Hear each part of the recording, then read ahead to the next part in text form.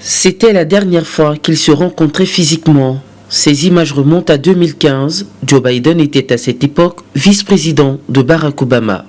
Ce troisième entretien entre les deux hommes depuis que Joe Biden est président après février et septembre a lieu une nouvelle fois à distance car Xi Jinping n'a pas quitté la Chine depuis 2 ans officiellement à cause de la crise de Covid-19. Alors que les contentieux s'accumulent entre Washington et Pékin, notamment à propos de l'épineuse question de Taïwan, Joe Biden a insisté dans son discours sur la nécessité pour les deux puissances d'avancer en rang serré. As I've said before, it seems to me our responsibility as leaders. Il est de notre responsabilité en tant que dirigeants de veiller à ce que la concurrence entre nos deux pays ne dévie pas dans le conflit. Juste une concurrence saine.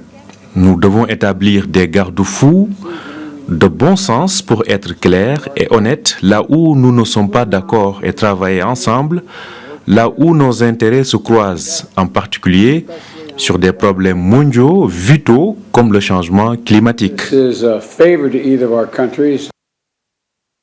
Xi Jinping, de son côté, n'y est pas allé à contre-courant de son homologue américain. Il a à sa suite brandi la carte de la paix et de la coopération. Il a insisté sur la nécessité pour les membres permanents du Conseil de sécurité de l'ONU, la Chine et les États-Unis de renforcer la communication.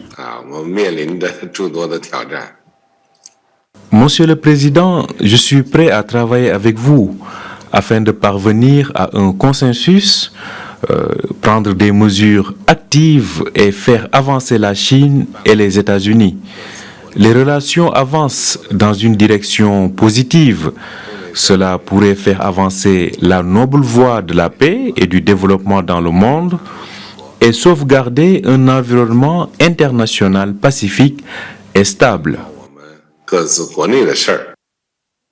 Après l'arrivée au pouvoir de Joe Biden, le ton a changé par rapport aux emportements de l'ère Trump. La relation entre Washington et Pékin reste extrêmement tendue. Le sort de Taïwan concentre actuellement les crispations ainsi que des pratiques économiques jugées déloyales de la Chine et les violations des droits humains contre la communauté ouïghour.